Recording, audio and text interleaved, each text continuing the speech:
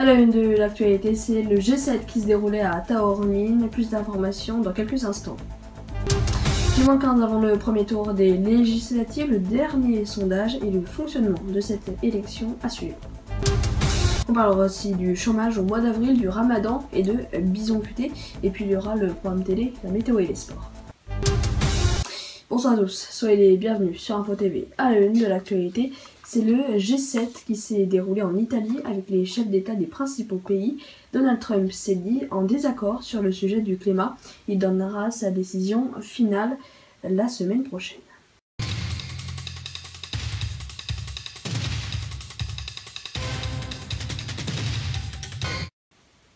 -15 avant les élections législatives, mais savez-vous comment ce scrutin fonctionne?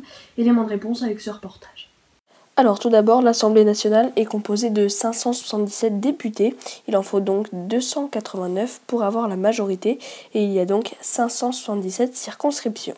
En ce qui concerne le parti du président de la République avec celui du MoDem, ils ont présenté 526 candidats. Il y a donc moins de candidats que de circonscriptions.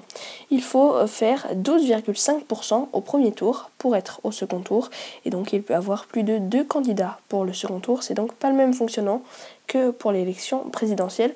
Et si le parti du président avec celui du MoDem n'obtient pas la majorité, il doit y avoir une cohabitation avec plusieurs partis politiques. En ce qui concerne les circonscriptions, eh bien dans une, il peut y avoir plusieurs candidats de partis politiques différents. Et ces partis politiques, voici les principaux.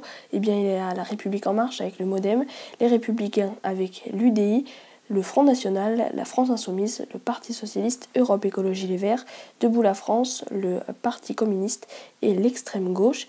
Et les alliances politiques, eh bien il y a les Républicains avec l'UDI, le Front National avec Debout la France. C'était avant qu'ils cassent leur union le 15 mai dernier.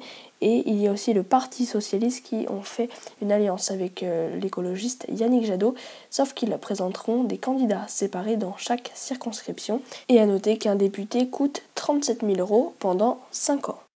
On fait maintenant le point sur les intentions de vote. On commence avec un reportage sur l'intention de vote pour les législatives pour le premier tour.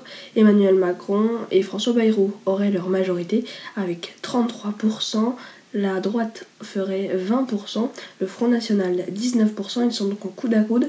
La France Insoumise est un petit peu derrière avec 13,5%, le Parti Socialiste est loin derrière avec 6,5%, Europe Écologie Les Verts 2,5%, le Parti Communiste 2%, Debout la France 1,5% et l'extrême gauche, Lutte ouvrière et NPA font 0,5%. En ce qui concerne la participation, elle serait faible que de 51%. En ce qui concerne toujours l'indécision, eh bien elle est toujours aussi forte de 31%. Et un autre sondage nous montre que 67% des Français sont satisfaits des premiers pas d'Emmanuel Macron et 62% des Français ont une bonne opinion de notre nouveau chef de l'État. Le jeûne du Ramadan a commencé aujourd'hui pour 4,5 millions de musulmans. Il durera pendant un mois, c'est le Conseil du culte musulman de France qui l'a annoncé. Le nombre de chômeurs en France a baissé au mois d'avril, dernier mois du mandat de François Hollande, de 1%. Et dans le même temps, vous pouvez observer l'évolution de la courbe pendant son quinquennat de 5 ans. Ce sera chargé demain sur les routes du retour pour ce grand week-end de l'Ascension. Bison futé, voie rouge au national et même noir dans la région Grand Ouest et dans le Nord. On fait le point maintenant sur le temps avec Romain Lucas.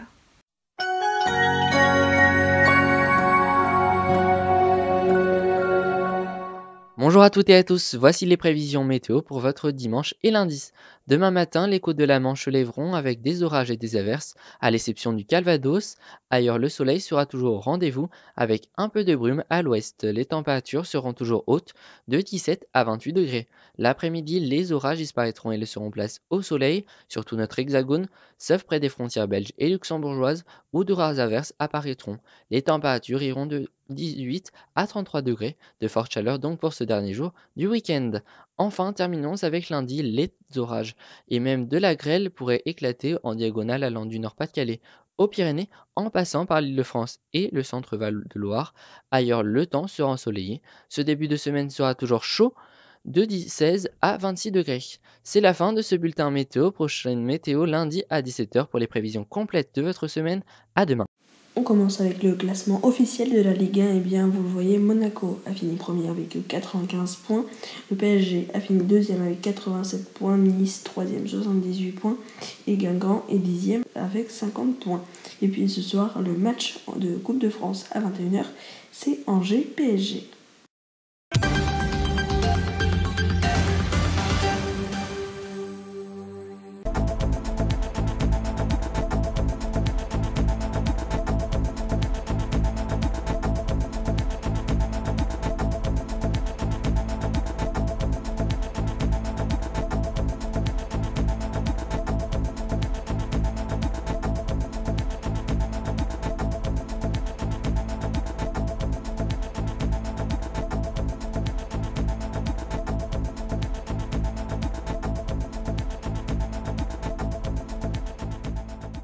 C'est la fin de ce journal, merci de l'avoir suivi. Prochain rendez-vous avec l'information, c'est demain à 11h30 avec Romain Lucas. Puis moi je vous retrouve samedi pour le téléjournal à 18h. Et puis d'ici là, vous pouvez consulter notre site internet infotv.fr.nf.